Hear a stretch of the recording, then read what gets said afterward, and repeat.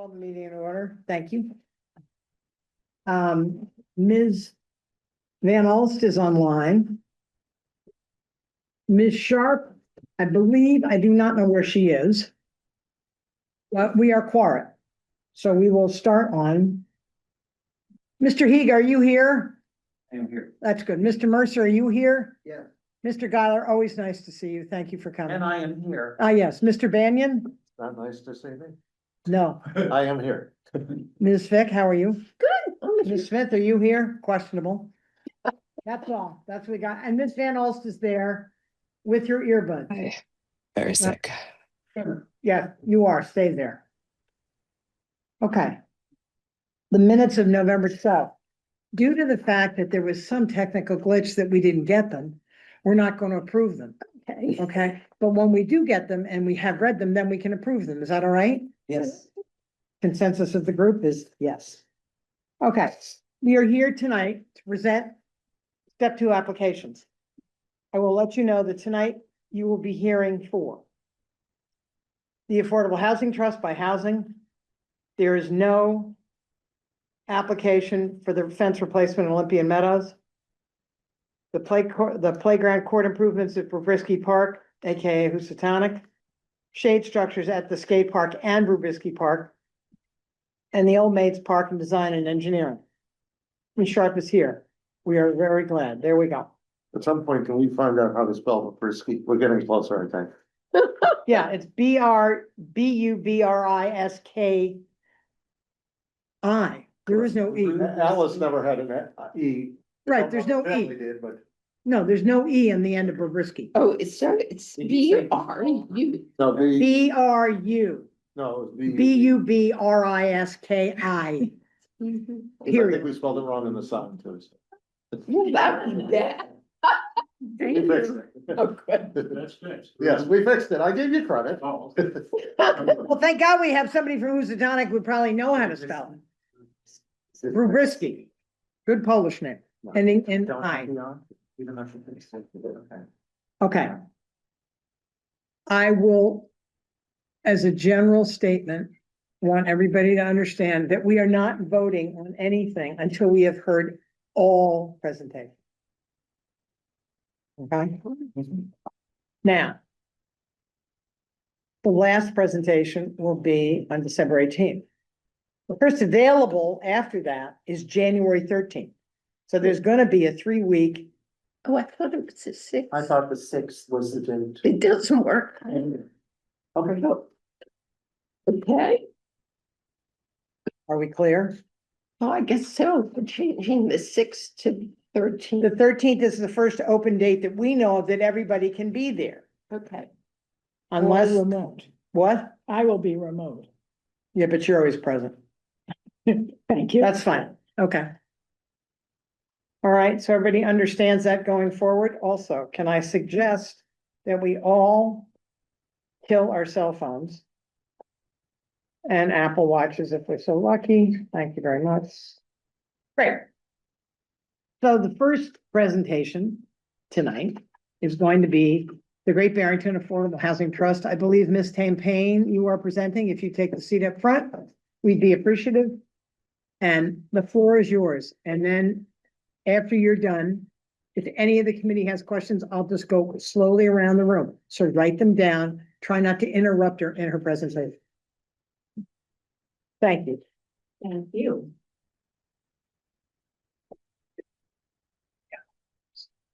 Do you have extras or there's a pile here? I'll take it. So, I'm here on behalf of the Affordable Housing Trust.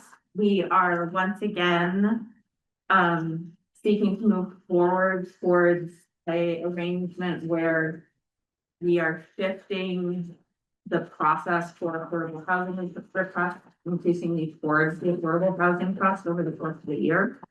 We think that is an efficient and nimble way to be able to be responsive throughout the year.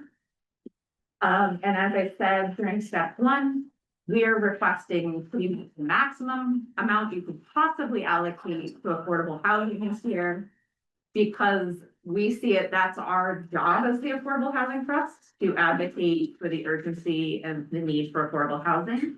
I also see that it is your job to decide what is the right proportion among the three areas.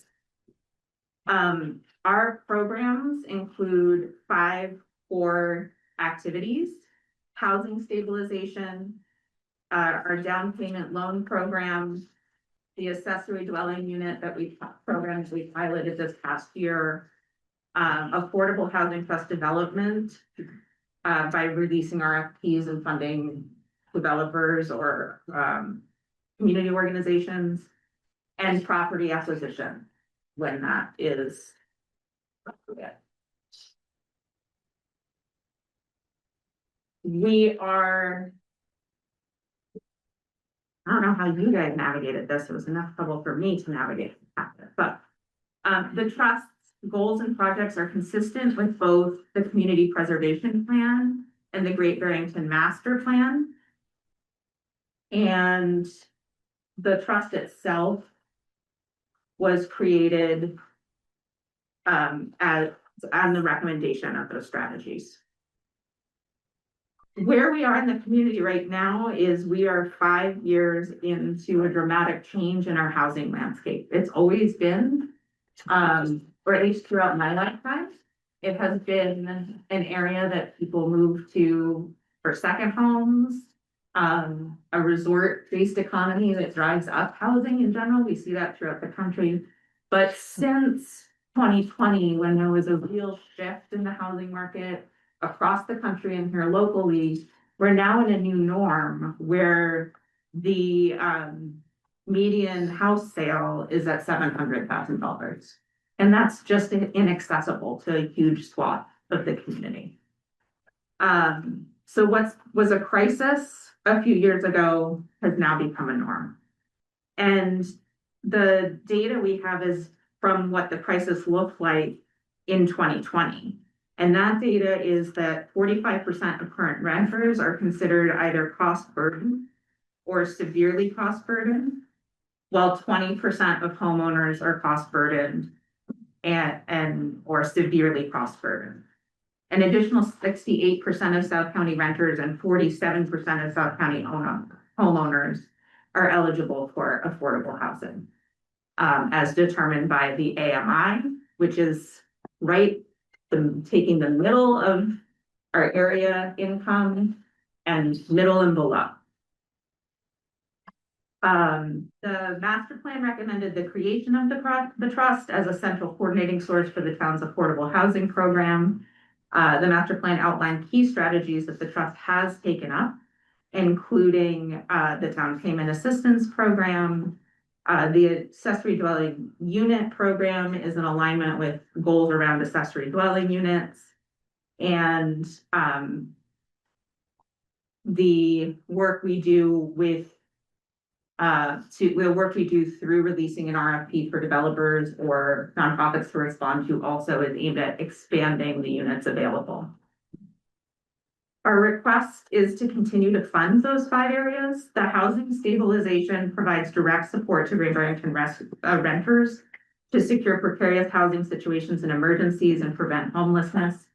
In a joint effort to increase the efficiency, we are submitting a single application again this year with support from Construct to continue to fund this work in Great Barrington. You'll see in the budget that we're requesting $75,000 in that line in CPA funds and looking to fund the other $25,000 in funding through the short-term rental tax. Is there anything else I wanted to tell you about that? Just that we're able to be responsive to that in real time, receiving quarterly reports. So the last time we directly funded Construct was FY23 with a grant. Construct prioritizes using other resources before they turn to town funds. CPA has had 2 grants in that period, and Construct is in the process of spending down the last grant directly from CPC and CPA funds before they get to the last $15,000 on the balance of ours. I've been in touch with them and they're expecting that they will need new funds in the coming fiscal year FY25, and I've set the budget relative to how I've seen their spending the last few years. The down payment loan program, we talked a bit more about last time. One of the questions that had come up was how many down payment loans have we provided since we began this program? So in beginning, since FY19, the trust has made a total of 10 such loans. This past year, we had 3 applications, 2 of which were eligible and free. In FY27, we're requesting funds that will help us for a target of 4 budgeted, which would also include North Plain Road Prosperity Way houses that we anticipate would be closing in that year.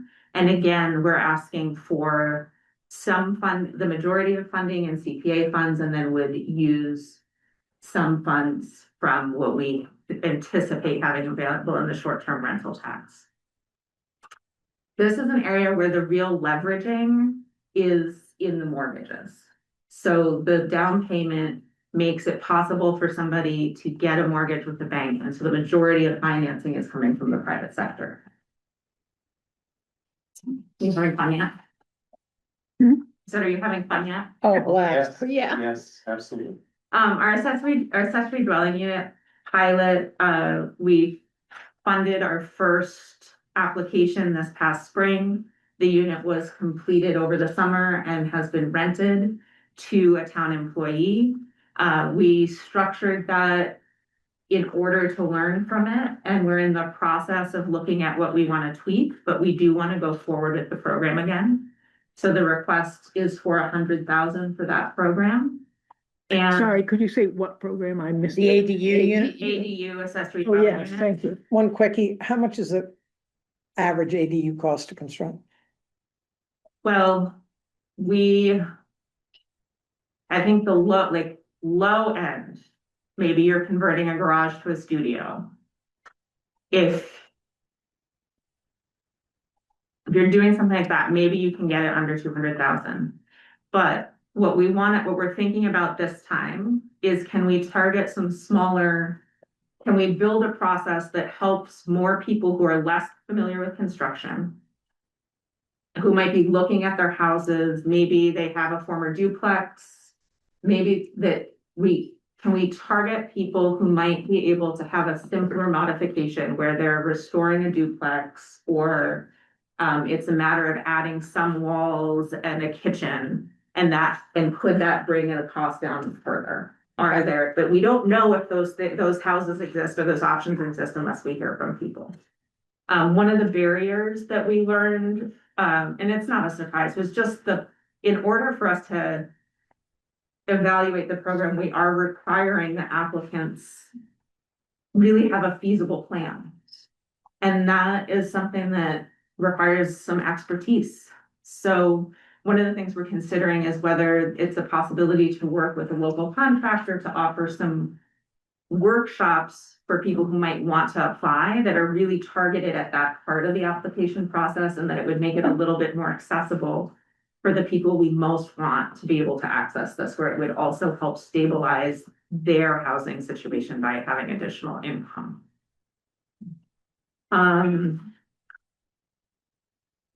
The Affordable Housing Development Program, this is where we release an RFP. We did not release one last year because we did not have funding for this. We have an RFP prepared and it's in the appendix. And we are just waiting to release it until this process completes so that there's not overlap. The request here is for $275,000. Our goal is to reduce redundancy, be responsive to emerging opportunities, because we're able to respond and take applications throughout the year. We spent the past 6 months revising the RFP and fine tuning an evaluation rubric. And the areas of evaluation are on the project viability, that the applicant has capabilities consistent with the scope of the project, including management of the property if it's a rental, The living space proposed, the affordability of the living spaces, the location, the overall cost effectiveness of the project, and then the impact. Could you yeah. explain what the RFP is for? Is this Risingdale Bar Park? No, no, Is no. this ADUs? What The is it? RFP is for a developer or construct for any organization that has a project that they would like to seek sound funds for to make affordable housing. So we funded CDC projects in the past, and we've also funded private projects like the Curlettis. And this next iteration really lays out a pretty detailed way of thinking about how we should be thinking about affordable projects, what criteria we should be evaluating them on, and it has consistency with how we're evaluating the ADUs. Does that answer your question? And then the last area is property acquisition. The real benefit of maintaining CPA funds through the trust for this is it allows the town to move quickly when there are opportunities, like the Rising Ball Field opportunity, because the Affordable Housing Trust is able to do this at any time in the year. When the trust makes the purchase, it's automatically deed restricted in perpetuity for affordable housing. And the Affordable Housing Trusts have unique relationship with Chapter 30B, where they're exempt from the bidding process for that purchase. I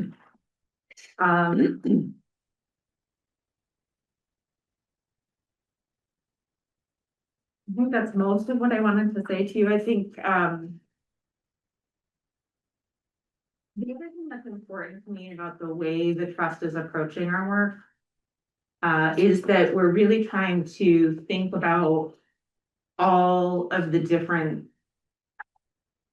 members of our town community and make sure that we're having programs that address housing needs across that. So from developer opportunities to housing stabilization for people who are experiencing rent increases, et cetera.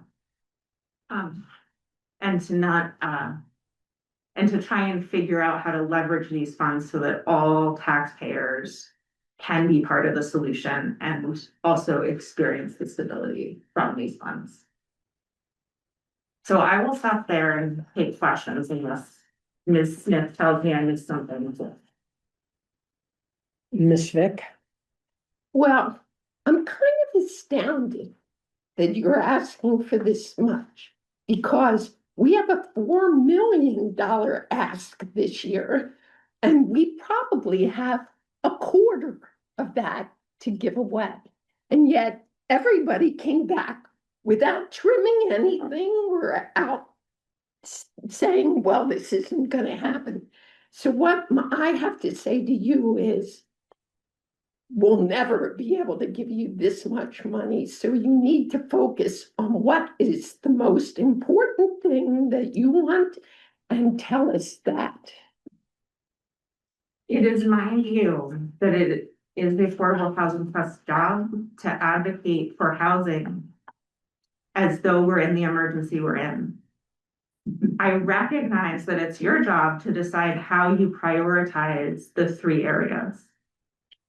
What's most important to me is that we are moving forward in a relationship between the CPC, CPA funds, and the trust that makes sense for the town. And that process, when you come back to us with what you decide and town meeting votes on that, that's when we move into fine tuning our budget process-wise, no matter what. So is the state, I thought that the state was prioritizing affordable housing and there was money available. Am I mistaken? There's no money available that I'm aware of. Do you know of any, Steve? No? I just as a aside, I would imagine that if there was a state fund for money for affordable housing, Captain Mask would know about it. Okay. Jeremy, So, yes, it's a lot of money. And yes, the ask is 4 million, but what they're asking for is the maximum amount of what we have available, right? And so, and then they are the housing category at this time. So, you know, it's, so their ask compared to the 4 million is low, right? I mean, the ask is all in historic this year. It's, No. what's it, 3.173. So that's where all the ask is this year. What thought process are you thinking about? What? How in the name of God can you take the number 675 Yeah. out of 4 million and with everything else that's going on and isolate that?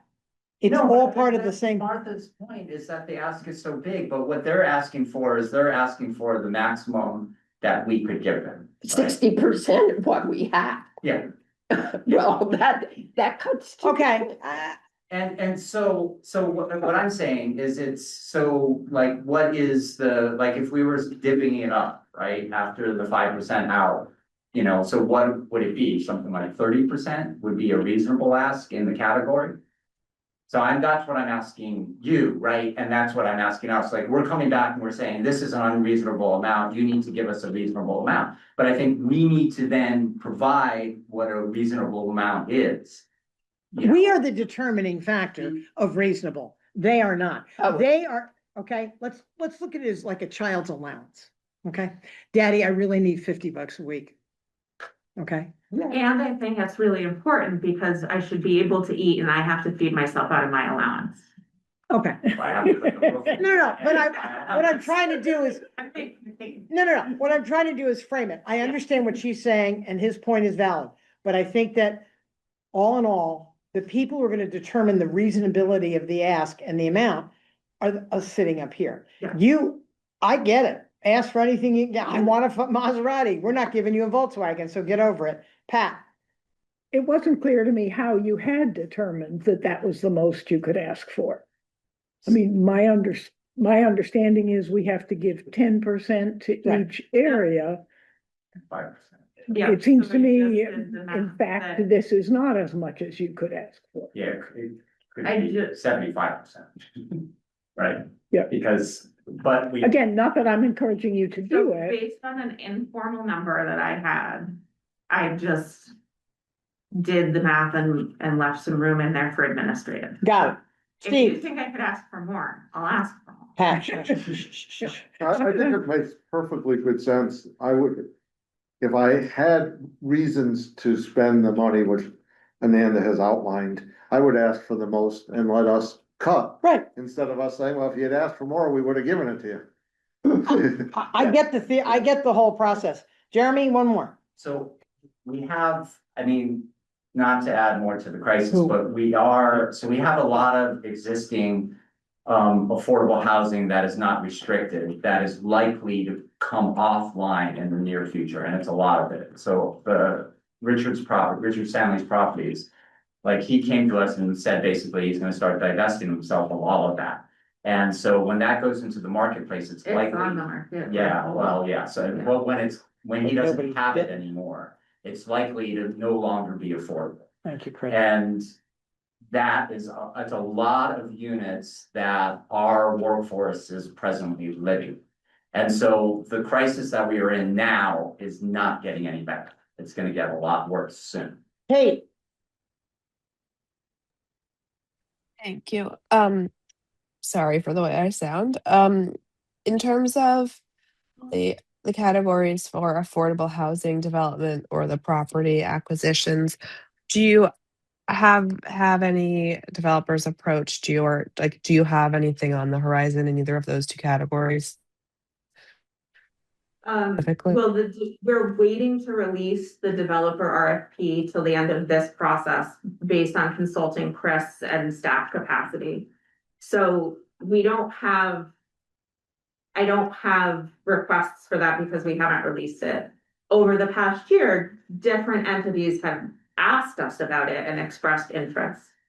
In terms of property acquisition, I would say, you know, honestly, just speaking for myself, not for the committee as a whole.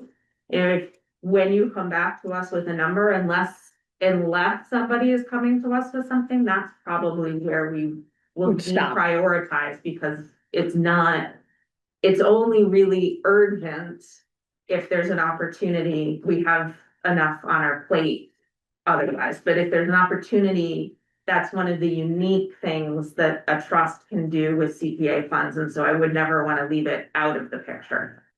Good. Cogent, Mr. Geiler. Thank you. I mean, I love hearing the overview of all that you wish to do, and the programs are good programs.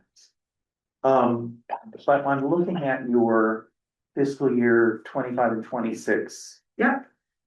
Reports of expenditures. And the expenditures are very low in all of the lines. Part of this might be because we don't know how much construct spends, or do you have an idea of how much construct spends on that one aspect from those other things? That would help Maybe me here's to understand what the real spending. 21. So that contract line in particular, the housing stabilization line, is the trickiest one for exactly the reason you're naming. And Right. I do have their status reports viewed. What more, if you could sort Yeah. of break down, say just take fiscal year 25 and fiscal year 26 up to current. To tell us kind of what their Yeah. spending has been and what they're projecting for the year, if they have. Or if you have other, Could you tell us your page, please? 21. I'm looking at page 26. Six. 25 and Okay. 22 and Thank you. 26. By the way, just as a side note, excellent job on numbering the pages, so now we know where we are in the back. Excellent. I wanted to get, big A on that. I work hard. Atta girl. I heard your voice. Karen. There, I bet. So. Let me just make sure I'm looking at the right. Report.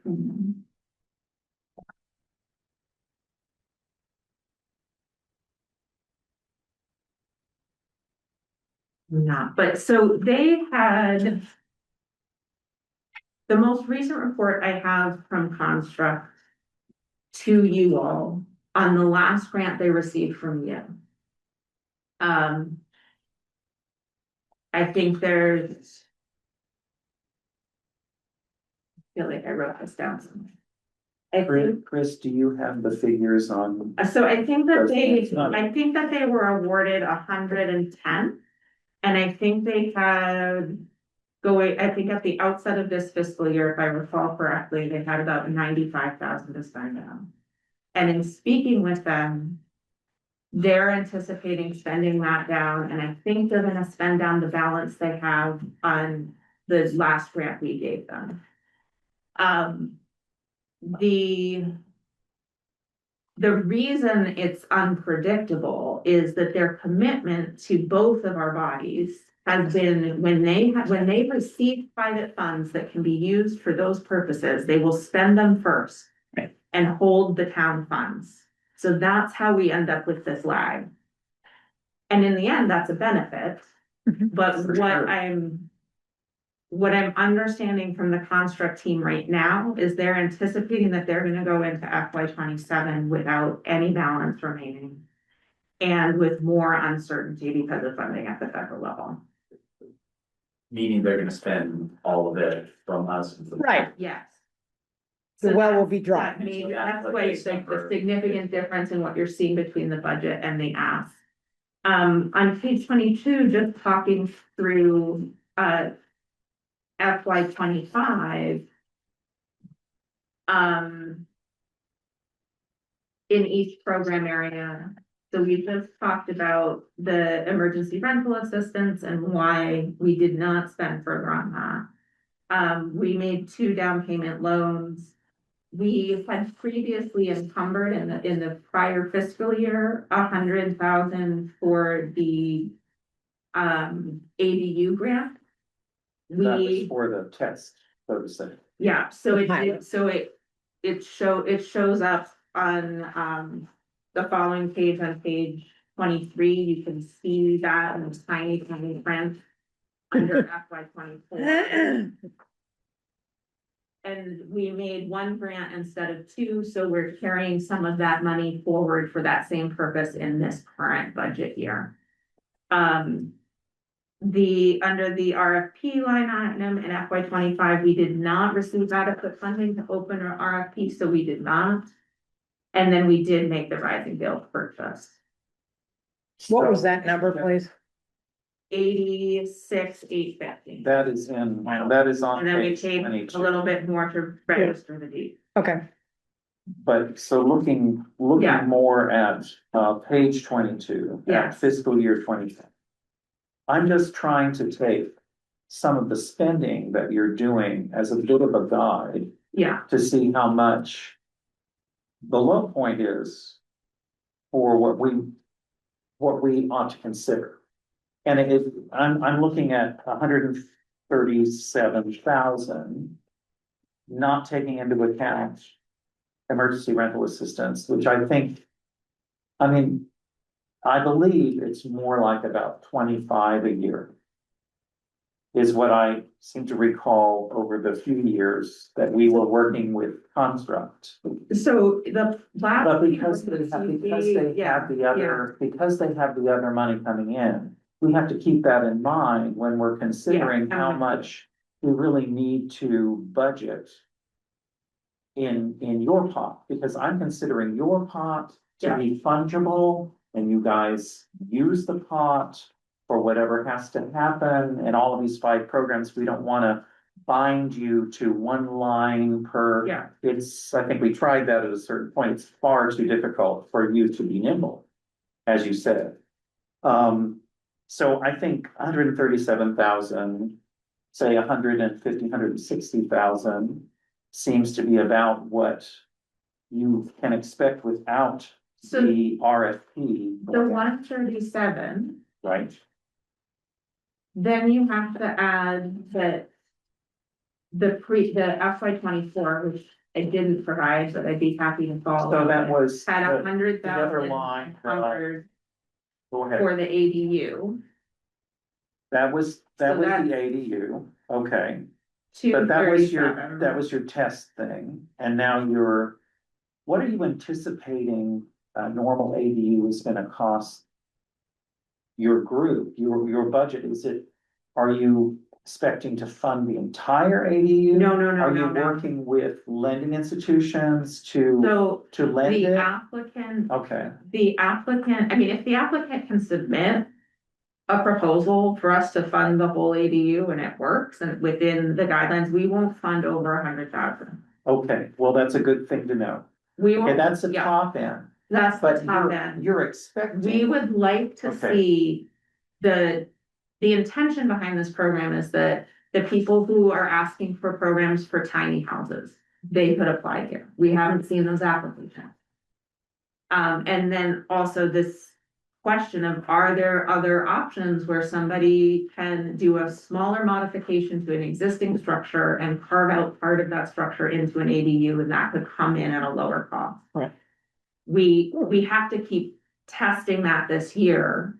I think if we make some of the modifications we're thinking about, where we're trying to build more of an on-ramp for people, and we still don't get any smaller applications, then we'll need to rethink the whole thing. do you have relationships with lending institutions that are working with you and So possible we applicants? we have kind those of relationships, we have those relationships with the down payment loan assistance. Yes, We have not yet expanded that to the ADU program, and it might be a good idea to do that.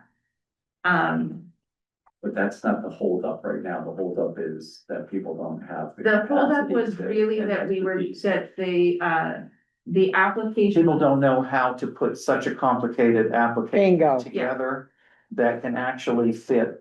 So Right, you know what they're gonna. yeah, and we can't fund something that If we you don't- can't tell is doable. Yeah. So if we can see if we can close that gap. So it strikes me that you're kind of at the same place you were at when you were starting the ADU program. This is a restart. And Well- Well, I mean, Not we've really. learned a lot from the first one you did. Can you tell us how much the first AD costs? I don't have the total cost of the roughly. ADU, but we made the maximum grant of 100,000. Okay. Chris, do you happen to know? I have to look in this. Okay, Okay, but it was a It was more than maximum that. grant. we made the grant, the cost was more than the grant, and the person who applied has experience in construction. So They knew how to fill out the application. they were able to put a strong application together on the technical side of it. So your suggestion is, So that. I if we would were say is the looking thing, at that- if we were looking at 137,000, which what you're spending in fiscal year 25, and we considered that ADU was another 100, and emergency rental assistance was roughly 25 a year. I'm just trying to get Yeah. a handle on, because I know you need to be nimble, and I'm not saying that I Yeah, don't wanna gut everything, but I just want some realistic low point sure. that we can know what's, initially needed. Okay, So Okay, enough. thank you. do to page 26, which is our budget for debt fees. It is reasonable to expect that we will spend the entirety of this budget. And it does not have the housing stabilization, and this is a year where you actually funded us. In FY 25, you gave us $23,000, I know, and So- you made it work but because you had funds but from previous years. you were funding other projects in the town.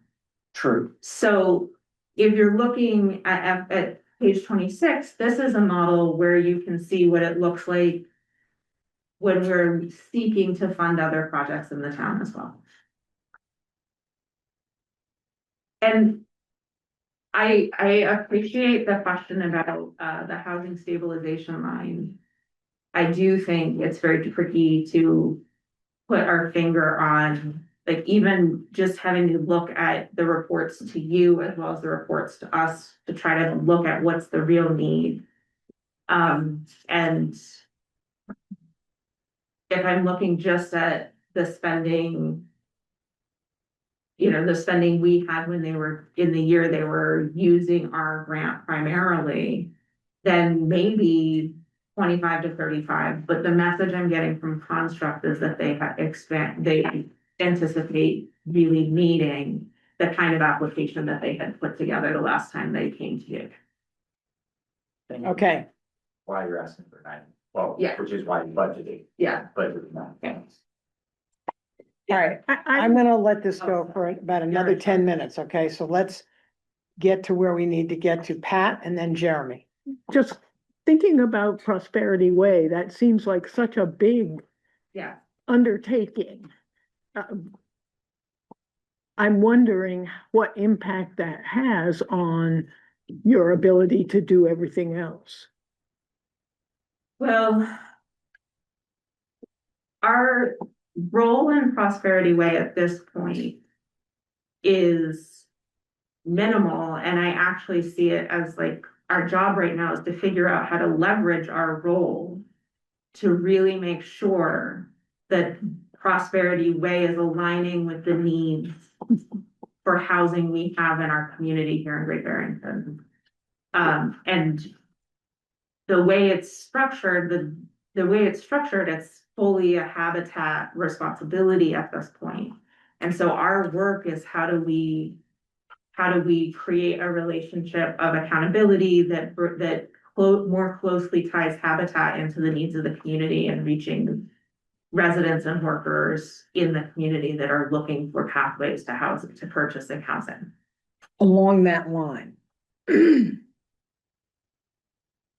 I think it's very important from my perspective is that the amount of people that have applied for housing at Prosperity Way, we have one from Housatonic and one from Great Barrington that have been checked off.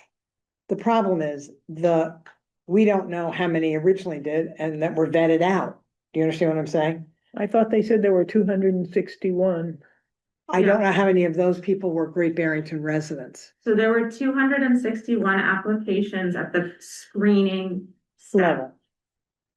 at that step, we do not know where people work or their town of residence.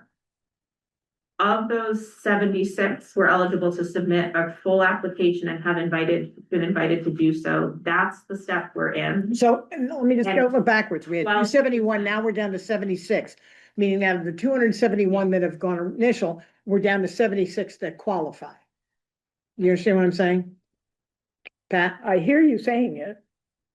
I don't know, well, I don't know what. I'm interpreting the number. Am I correct in my Yes, you're- interpretation? That's what I want. 261, 76 were eligible to submit full application and have been invited. Yeah, they got through step one, they get to Uh-huh. step two, okay? That's on page 45 incidentally, if you want to see it. Thank you. Also, I'm on 43 in my son. Okay, go ahead, Amanda. So of the 76 that have been invited to apply, there's so far been a 12% response rate. So that's 9 of the 76. There's a difference between my report and the report provided because I was writing my report after theirs and there were 2 more applications. 3 that we know of live or work in Great Barrington, and then the other 6, we know the town of residence, but we don't know if they work in Great Barrington. And Carolyn did say that if that is data we want moving forward, they could make adjustments to start collecting it.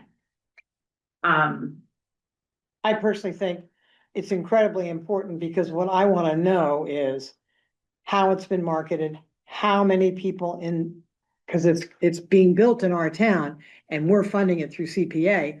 I want to know what Habitat for Humanity, this is not their bit. I want to know what Habitat's done to market and say, hey, if you earn this, this, this, and this and want housing, put your name in. But we know based on the original screening that only about 28% qualify to even go to the next step. So that's important to know, but I would like to know from them, and I personally am going to ask Carolyn, what are you doing to market this? Because I got to tell you something. I haven't read or heard anything that makes me understand how you would get involved in this. And I tend to read a lot of stuff about what's going on here. You understand what I'm saying? I don't find that where they are, and it's, again, this is not Ananda's problem. This is Habitat. And I want to know what Habitat's doing in South County in reference to the availability of housing at Prosperity Way. Mr. Bailey, I love the way you nod. You understand what I'm saying? I think that's a really critical, important piece that we don't have yet, and whether we've asked for the data. And Ananda and I have talked about this offsite, so I just want you to know, this is not that I'm not smart, but I would like to know what Habitat's gonna do in order to give us some better numbers. Am I right? Ananda, is this what we talked about? Okay. Kate, hello, sorry, honey, I have to look. Your turn. I mean, I will say that I was aware when the Prosperity Way application process opened. It was advertised. The town of Great Barrington did a good job of posting on Facebook and also sharing, and it was I mean, obviously 261 people found out about it. That's a pretty Right. good number of people to respond. I think that Ananda mentioned last time that it's where even at the reduced, more accessible pricing structure of Prosperity Way, that is still a stretch given area mean income to afford and qualify for a mortgage on the wages that are commonly available around here. And you may have seen in the report that I included that Carolyn put together specifically for this purpose, that if they, in the applicant pool, see that there is a misalignment with what the housing units they have planned after this initial phase 1. Right. And the need, the size of the It's gonna family, shift, yeah, then they would adjust that. So that's a positive thing. okay. Anybody else questions on this, Jeremy? So,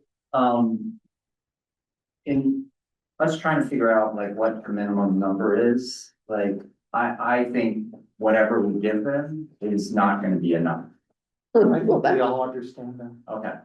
So, That's a given. Yeah. Yeah, really. I mean, the one of the things that makes them super nimble as a town and entity. That makes the trust unique is their ability to acquire property without having to jump through all the hoops that the town has to jump through. And so in order to do that, though, they have to have the money. And, you know, if we're not gonna give them the money, then as properties become available, they're just gonna go to the marketplace. Somebody with a So bigger you check. can see some of those around town. And then you know, when they're redeveloped and what they sell for is not affordable by any stretch of the imagination. Okay, I think you are preaching to the choir. yeah, we got it. Anybody else have any questions, concerns, or issues for Ms. Timpane at this juncture? Other than that, Amanda, thank you for your time. I appreciate it. Thank you. And I enjoyed my family. Everybody take 2 minutes and we'll go to the next level, okay?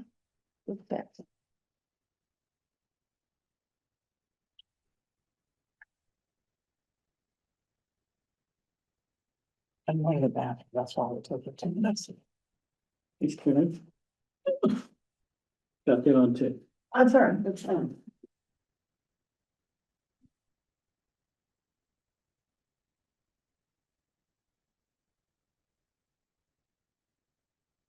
The other thing, like with making these things known, like we are the perfect people.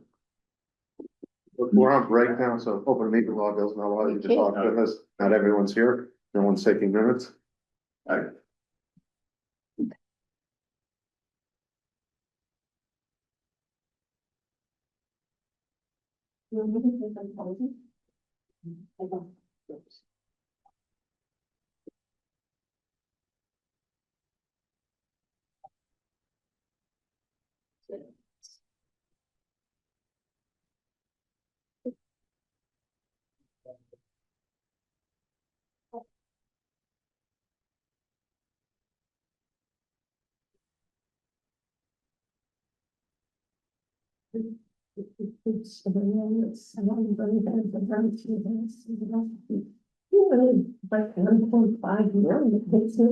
Mr. Aberdale.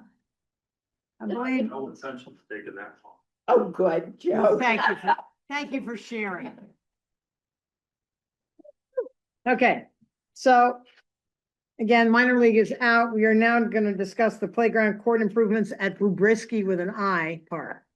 Yeah, So I wasn't quite sure what to reference it in the application because different places on our town website, it's called different things. And then like, it was like the playground area was called Bobritsky in one area. I'm like, well, I'm like, so anyways. We know what you're doing here, Coach. We know where You know where I am. we know where you're headed now. So, the playground course moving, so on pretty much all the applications that I've submitted on behalf of the town. I'm doing so because they fit your criteria. And I'm highly unlikely to get money through our budget process to do this work. So the two applications, we'll start with the park. There's been requests made through the Parks Commission, so I did this application as a representative of the Parks Commission. I'm not on the commission, but I've heard enough from them that these are things they want. So, it's kind of a joint application. So, as far as the Housatonic Playground, you know, it was done, the court area was done quite some years ago. Wasn't installed level. The basketball hoops aren't lined up. So these are concerns that we hear from the community.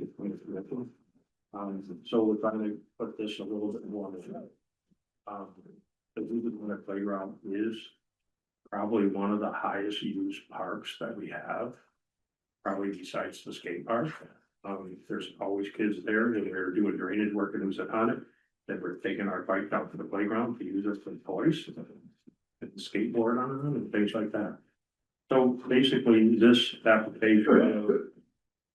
Straighten up the park the play surface, level it up, line the basketball hoops, add a piece on. So we can put two striped, pickleball courts in there. They would overlap with the basketball, so it's not like it's like a full court out. And two, pickleball types going on. The pickleball and Housatonic at the community center is highly successful. But in the summer months, they abandon the building because it's very warm, and they go outside. It's hot. Um, so in a snapshot, that's kind of what it is, what we're looking for and what we're looking to do. The numbers are high, to the average eye, because we have procurement requirements we have to meet as a town. We have prevailing wages we have to meet for the town. So our cost of doing some of these things is a little bit higher. Do you have any questions? I do, this went up 40,000 It from did. step one. Well, Time and money, baby. Well, some of the reasoning is behind that is, in the past, what we've been able to do is absorb the procurement process, the engineering, and some of the administrative stuff into the budgets. And after giving it more thought, I'm like, we better ask for it here so we don't run into a problem. the question is, do you do any of this work? The town do it, or is it all outside contract? We have the ability to do some of the work, but we have very limited manpower. For example, up at Grove Street, we were able to purchase a playset through the town budget, and the guys put it together. They did a wonderful job doing it, but in between all the times they get called out to repair buildings or mow lawns, it takes a long time. Yeah. So it is doable, but something of this size, if it was just install a couple of basketball hoops, yeah, we could do it, like we did down at the skate park. Mhm. We're not afraid to take it on, just where it fits in the priorities and keeping up the needs of, you know, the other buildings and stuff like that. There are too many other needs that the DPW deals with on a daily, monthly, weekly basis. That to put this level of burden on a special project on top of it, other things suffer. I mean, in my estimation, the amount of work that's been done, and if you, all you have to do is drive through town with a new eye every so often and look, things are looking a lot better. And They should. I mean, looking sharp. So, and we do it with we have a limited team and they do a lot of things. Memorial, I mean, what they did at the Memorial Field this summer, unbelievable. Thinking on their feet, getting the water, doing what we had to do, and the place within 6 weeks turned around. So this level of development or project, you gotta get extra help. We do not have the horses. We just don't. If there's a piece of the pie that we can slice off, They'll do it. we will. Okay, And then it'll reflect that we won't use all the funds, and then, or if it comes in, and have to say we want it in, it comes in over budget, we're forced to do something if we have to get it done. This is a top end as opposed to a bottom up. Jeremy and then Pat. Just done any ranking of these in case we're not able to fund them, all of the asks, okay, sure. meaning like their priorities? Is that? Well, you're looking at, we gotta straighten out the basketball hoops. So if we straighten out the basketball hoops, they're gonna tear up the court. So if you've got the court torn up, it would be the time to resurface it and paint it and do that stuff. You understand what I'm saying? Between the different applications So- is what I was. Maybe what I could do is, I did not resubmit step 2 of the fencing, because I heard you all loud and clear last night.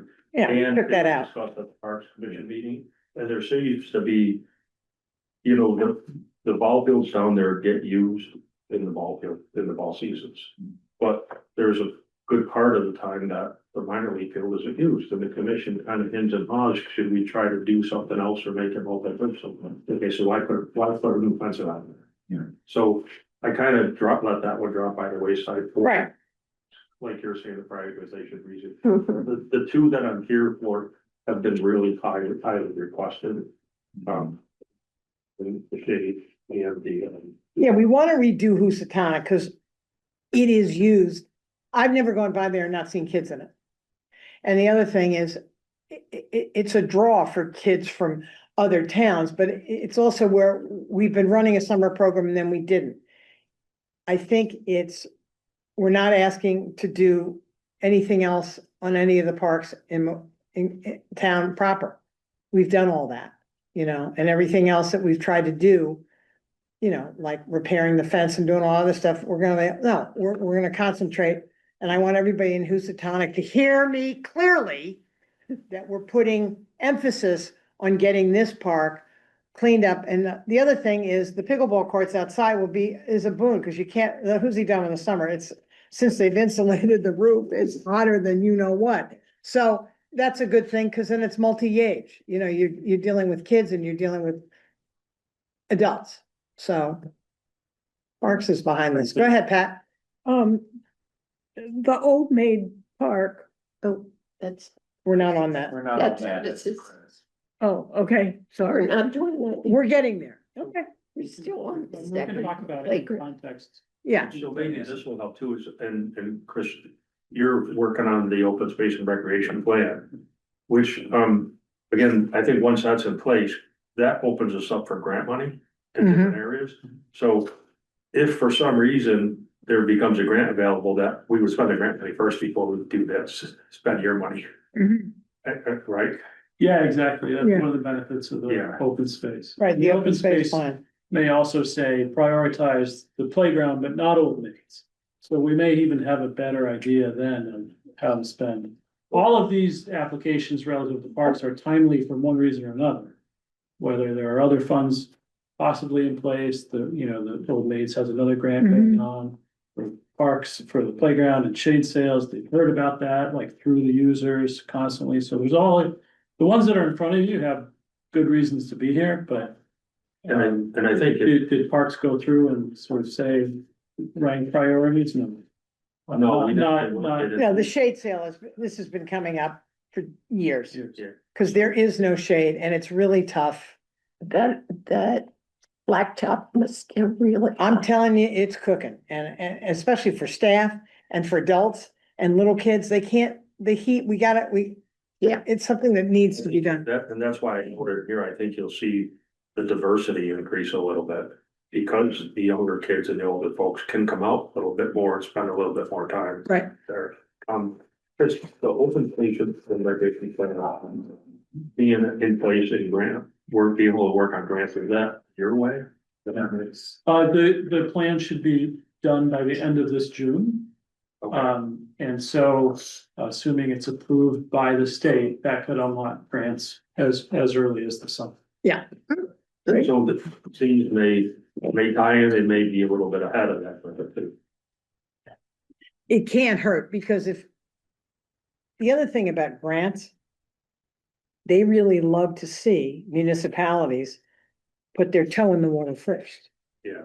That's a really huge, to quote Nanda, leverage. It shows leverage, like, yeah, we think it's important enough. Most open space grants require about 50% local match. There you go.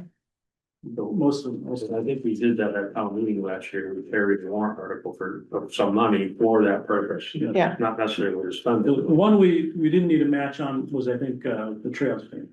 Right. That was 100%. That was 100%. No, I think I did 20, I had to And do we- something. Oh, was it? we had some money in on that. That was a lower. But I tried to absorb that into us. That's right. That's right. Rich, Would there be grants that would be possible for each of these two proposals? Or are you talking about a larger grant to the town? Any number of persons, I'm a little confused. But I think, and, you got a couple of parks members here, but, we've heard that the skate park would like an enhancement at some point. And, But of the proposals, here, yeah. Are grants possible? right, I mean, if we were to propose partial of any of these, are there any possibilities of? Of a matching grant, From right. other sources? Not because we don't have an open space plan in place, so we're not, the grant door isn't open for us yet. So So I guess I walk me would, through what that means. There are two larger pots of money available once you have an open space plan in place and accepted. Are the acquisition for new parks or conservation lands, that's a big pot of money. And another one is park improvements. But then we're the open talking- space thing, is this a larger project that encompasses everything in the town, or is it specific to a few projects? It encompasses all open space and recreation areas in town. The open space plan. But we don't have one. Not We yet, are in the process of writing it. Yeah. next June, that's what's happening. Kate, Okay. Kate, go ahead. Um, Joe, I have some specific questions for the basketball court paving area. If you do that, could you move the salt sand depository area to someplace, make it a little bit prettier? This plan doesn't really impact, we wouldn't even be doing any construction in that area. Unfortunately, we had to move it because where we had it before, we didn't own the property anymore. Right. Gotta be able to dump something there and it's hopefully not on a park. That's. I'm open to other suggestions if the community can get to it. It's just, we're kind of scratching our head, it's time to move it. Fair But enough. really, it's not germane to this, but I'm glad you brought it up. Well, not total. I figured if you're getting the equipment in over there to the basketball court, you might be going I through that understand. You area might as well fence move and what you got. What else move a you little got, Kate? something. Okay. I love this. I think it's great. I want the basketball court almost as much as I desperately need the shade down there. Okay. Glad to know. Any other questions, concerns, or issues in reference to shade or Housatonic improvements for Mr. Aberdale? No. Okay. So would you cover the shade sale one? Oh, the shade sale. Shade sales, The yeah, only question I could ask on the shade sale, is it possible to divide the two to fund one and hold the other one back? No. Whatever you want, I'll do whatever. No, I just want to know the way it's structured financially, No. and one of them go and not the other. I'm No. asking him. Thank you. What I did is I got a price on, a ballpark price on one. So in the event that you did decide to fund half of it, you could try to do one. The advantage to us is if you go out for a bid for an RFP and a bid. Yeah. Obviously, you get a better value for your dollar if you got a higher value project to award out. So if you're gonna mold everybody into town to do one location, you're gonna mold, that's a fixed cost. So if you move everybody into town and do two locations, if your cost per unit drops to some extent. So. I mean, I want to fund everything. I know. I want to fund the whole $4 million ask, but I can't. So, and I want to be Miss America. We both have about as much of a shot. So if, I forget if it was last year before, you funded the Grove Street surface improvement. Yeah. Right. We actually put a bid package together and we didn't spend any of the CPA money. We used the town budget money, the operating money or the capital budget money Right. to go out to bid for that. And the price came in like $35,000 higher than we had asked you for. Then budgeted, yeah. So we didn't have that extra money in the budget to do it. So, we went back to the drawing board and tried to come up with ways we can cut some money out. But the other thing is, there was only one bidder. So that's not a good representation either. So I think what we're gonna try to do is with some of the monies we have that you guys have given us, is couple this with what we may get this year. And try to get an RFP out to encompass more parks where. Because that other park wasn't completed yet, they're still trying to. We couldn't do it. Right. Right. We can couple it with some dollar, some money that gets approved for Housatonic. Someone's coming into town So for. it's a bigger project, exactly, yeah, and it's more attractive. And so like with Richard's question, so if you were only to do one, like, On the shades. it's like 27.8, it's not even really 27.8 less, right? It's even less than that less. Well, Because- you're paying all those one-time costs. to Oh, yeah. it. Right. So the other thing we'll try to do is. Mass has approved contractors, state contracts, so if we find someone that fits this niche. you can skip the procurement and use a state approved contractor. Huh. So there's bits and pieces, we'll try to do anything to save a dollar. Stephen, When we're started the discussion about cutting already, which I think is premature, but realistic. I would hope that we realize that town projects should go to the front of the list.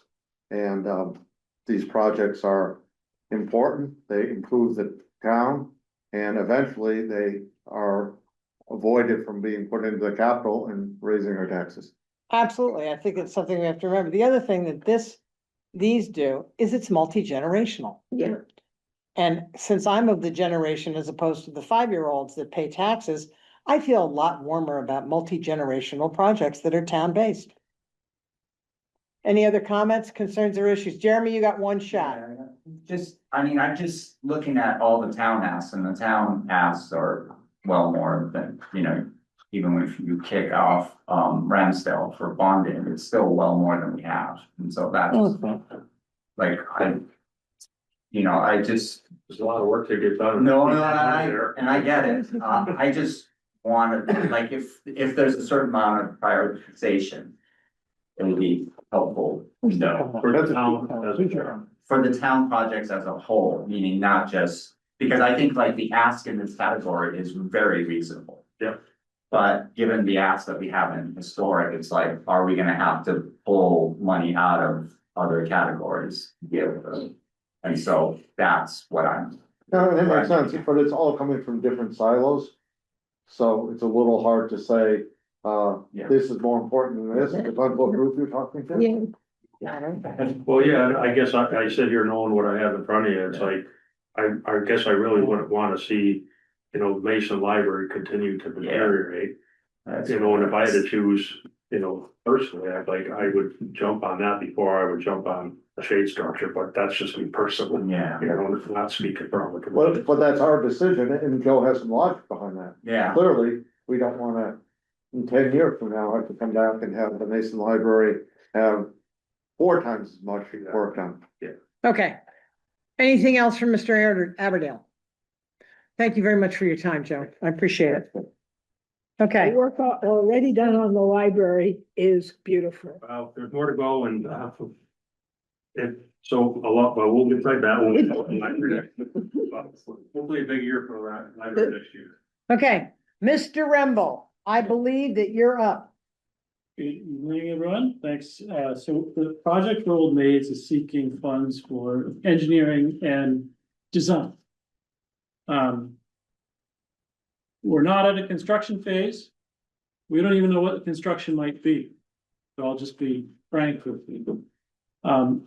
Where we are at with Old Maids is over the years, at least since I've been here for almost 15 years, various open space and recreation plans, surveys. A lot of people say, well, I live in the neighborhood, I know where Old Maids is, but if you don't live there, a lot of people don't know where Old Maids is or what it is. It's fine, that's common for a lot of things. But over the years, I think the Parks Commission has done some projects to improve it. I want to say probably 15, 20 years ago, it improved the area with a parking area with shade trees, with, has added benches and grills over the years. Which is great, and it makes it for a really, really lovely spot to hang out and enjoy the water and fish or whatever you want to do. Most people don't know that Old Maids comprises just as much land across the river as it does on the Wyanthinet Street side. So it's actually a really large parcel. Most of that is pretty steep or even wet and not very accessible. I don't know if it ever was. It, You used to be able to walk across the dam bridge on the other side of the water. wow, That shows how old you are, Joe. Well, Charlie Castanova used to clean up the water out, on the water out every couple of years with a DA, but you can't do that anymore. actually, I can just see him doing it too.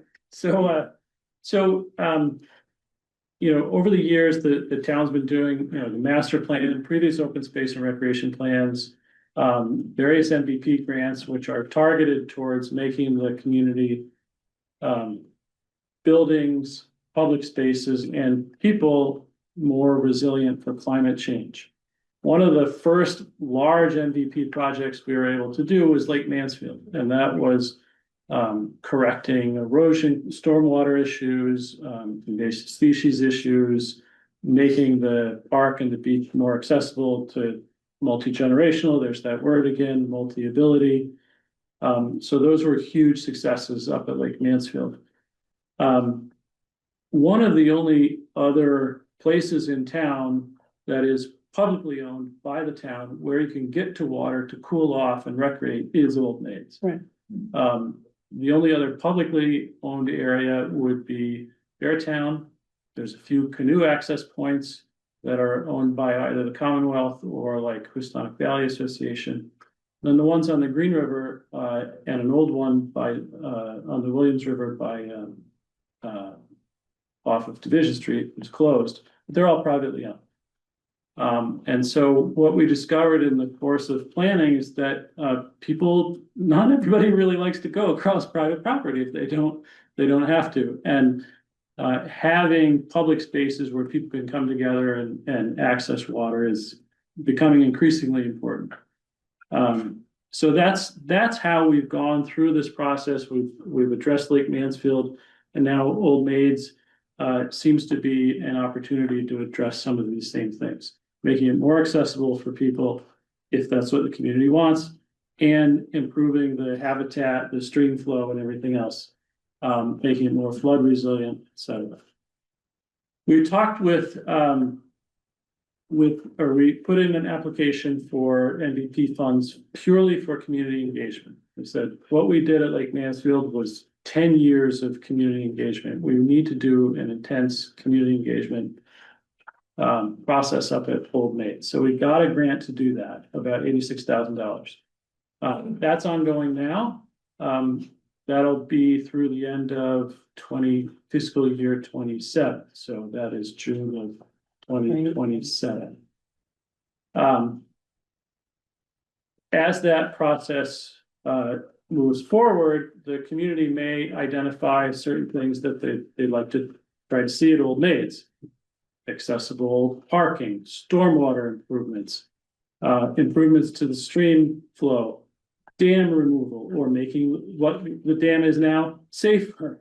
So we don't know what that is, but in order to really see if any of those projects are feasible or what they might cost, we'll eventually need an engineer on board to help us test those out.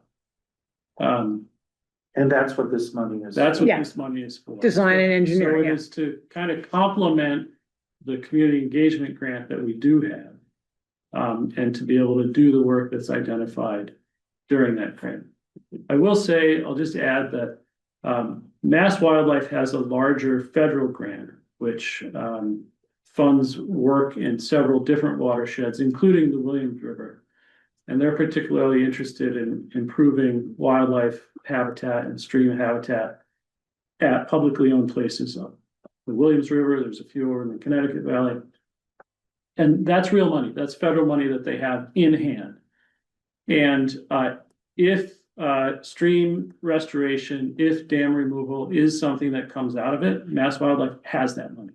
They have $1 million. So one of the reasons we talk about why we apply for things when we do is that, number one, they've been talked about for years in some way, shape, or form, and we see it as an opportunity that we can, hopefully take advantage of. And number two, there are other players at the table. There's the MVP grant, there's the Mass Fish and Wildlife grant, there are all these other things that are happening, so we think it's timely.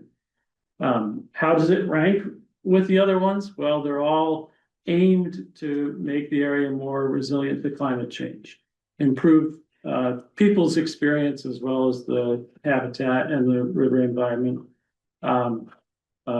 and make it multi-generational. So those are all parts of the goal of this project. Rich, you have your hand up before? No?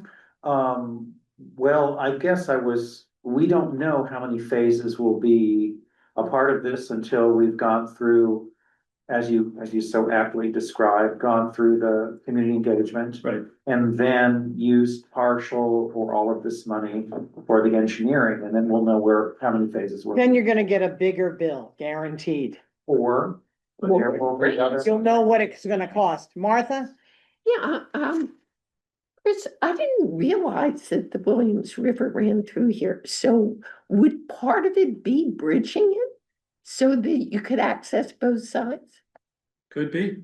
Okay, I went down 41 and I couldn't figure out how you get there. There's no signs, there's That's not, why Antonov. Yeah, you Yeah. can take Lantana. well, that's good, but there's not a sign there that, It's- that indicate It's that good, everybody else has to make it right, you know, or. There is down the end, but there's not one on 41. there's not one on 41. Yeah, Cause I knew it was after Prosperity Way, and I'm like, well, which one of these roads takes you down there? So we didn't get down. But if we'd taken Antonook, and then what's the other road on the other side of it? Linda Lane. What is it? Linda Lane? No, it's below. Linda Lane's above. It's north, south. I'll look it up on the side. You go down Wyandotte Street, you're gonna drive right into it. Oh, okay, You will. okay. you can't, Solves that you problem. can't continue on why Antonov. It's. No, you either gotta go right on Linda Lane or whatever. Pat? Having loved the place you used to be able to get to on the river, I was really impressed with how close this is. Sorry, oh, on Yeah. the Williams River? Yeah. Oh, at Division Street? Mhm. Oh, yeah. I think it needs a name change. This is a very politically incorrect name. I'm serious. There is history to the name, but Yes. What, the Williams River? There are Maybe other that- names no, there are other names that have I acknowledge your concern, political problems but- that we have changed. not Oh, applying for a name change per se. Just bringing it up. Always nice to find the details. Mr. Mercer? Answer on the sidewalks from North Plain Road down to Old Maze on Washington Street or Linda Lane or program.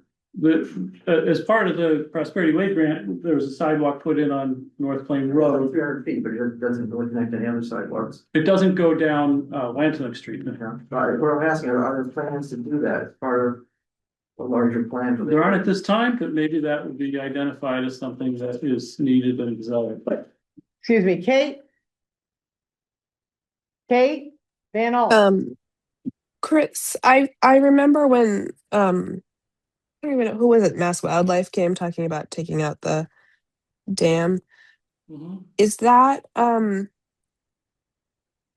so what would be the sort of phases of like CPA funding for design, and then does that lead to one of the reasons I'm asking is upstream of the dam, it's really, if we're funding this for open space and recreation, we're thinking about using the water, right? And upstream of the dam, it's really mucky and gross, and not fun for swimming. And downstream of the dam, it's lovely and nice, but really tricky to navigate for anybody older or younger.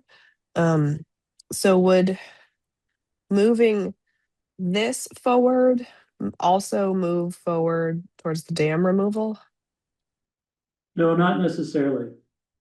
The dam removal depends entirely on what people say through the community engagement process, and if that's something that seems feasible and what people want. And one of the concerns about the Parks Commission in supporting previous MVP applications in the space was, look, it's a valued swimming resource, so whatever happens, you need to be able to protect that. Whether that means dam removal or not, I don't know. That would all have to be tested. Mass Wildlife won't come in and say, with a hammer and say, we have funds to remove the dam, get out of the way. They want a community engagement process as much as we do. So the dam removal is very much, can be on the table if people want it on the table. This $50,000 won't get you even close to a fully engineered design for that work. This is to do baseline survey of the area, which we don't have. Elevations, high water marks, all the things that might be required for permitting, like Conservation Commission permitting, Army Corps of Engineer permitting, what's the top of the dam, what's the water level, where are the major features?